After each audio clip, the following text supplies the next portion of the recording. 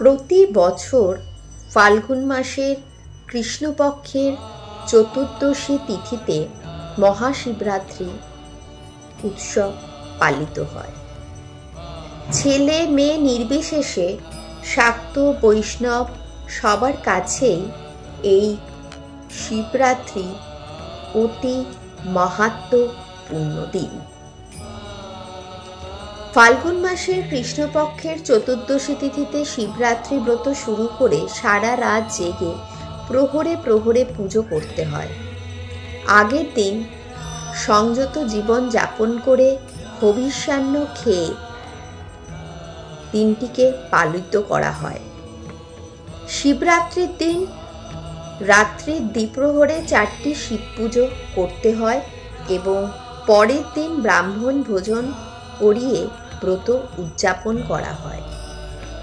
মহাশিবরাত্রিতে শিবরাত্রির ব্রতকথা পাঠ করা আবশ্যক, তাই কল্পতরুর পক্ষ থেকে সকলের উদ্দেশ্যে এই নিবেদন। মহাশিবরাত্রির ব্রতকথা। শিব মহাপুরাণ অনুসারে বহুকাল আগে বারাণসী তথা কাশীধামে এক নিষ্ঠুর ব্যাধ বাস করত। সে দিন রাত শুধু জীব হত্যা করে বেড়াত। একদিন ব্যাধ শিকার করতে গিয়ে অনেক পশু পাখি শিকার করে। সন্ধ্যা ঘনিয়ে আসতেই সে বাড়ির দিকে রওনা হয়, কিন্তু কিছু দূর যেতেই পথে রাত্রি হয়ে যায়। ফলে সে জঙ্গলে পথ হারিয়ে রাতে হিংস্র জন্তুর ভয়ে এক গাছের উপর আশ্রয় নেয়। ব্যাধ যে গাছে আশ্রয় নিয়েছিল সেই গাছটি ছিল বেল গাছ, আর সেই গাছের নিচে ছিল একটি শিবলিঙ্গ।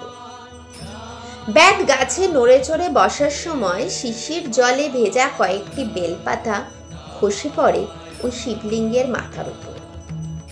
সেদিন ছিল শিব চতুর্দশী অর্থাৎ মহাশিবরাত্রি, আর ব্যাধও ছিল উপবাসী। তার ফেলা বেলপাতাগুলো শিবলিঙ্গের মাথার পড়ে, এর ফলে তার শিব চতুর্দশী ব্রতের ফল লাভ হয় তার অজান্তেই। পরদিন ব্যাধ সকালে বাড়ি ফিরে আসে। সে রাতে বাড়ি না ফেরায় সবাই তার জন্য ভাবছিল। ব্যাধ ফিরে আসতেই তার বউ তাকে খেতে দিল। এমন সময় একজন অতিথি বাড়িতে এলো। ব্যাধ কি ভেবে তার নিজের খাবারগুলো অতিথিকে দিল। এতে তার ব্রতের পারণ ফল লাভ হলো। এর কিছুদিন পরে সেই ব্যাধ মারা গেলে যমদূতরা তাকে নিতে আসে। এমন সময় সেখানে পৌঁছায় শিবের দূতেরা। কে ব্যাধকে নিয়ে যাবে তাই নিয়ে দুই দলে যুদ্ধ বেঁধে যায়। যমদূতেরা যুদ্ধে হেরে গেলে শিবদূতরা ব্যাধকে কৈলাসে নিয়ে যায়। যুদ্ধে হেরে গিয়েও যমদূতরা তার পিছনে পিছনে সেখানে ধাওয়া করে। কৈলাসের দ্বারে নন্দী পাহারায় ছিল। সে ব্যাধের শিবরাত্রির কথা বললে সব শুনে যমদূতেরা গিয়ে যমকে সব কথা বলেন। যমরাজ শুনে বলেন, হ্যাঁ, যে শিব বা বিষ্ণুর ভক্ত কিংবা যে শিব চতুর্দশী ব্রত পালন করে আর যে বারাণসী ধামে মরে, তার উপর যমের কোনো অধিকার থাকে না, তার মুক্তি লাভ ঘটে। এইভাবে মর্তলোকে শিব চতুর্দশী ব্রতের প্রচার ঘটে। আজ এই শুভ সময়ে কল্পতরুর পক্ষ থেকে আপনাদের সকলকে জানাই আন্তরিক অভিনন্দন। সকলে ভালো থাকবেন, সুস্থ থাকবেন, পাশে থাকবেন।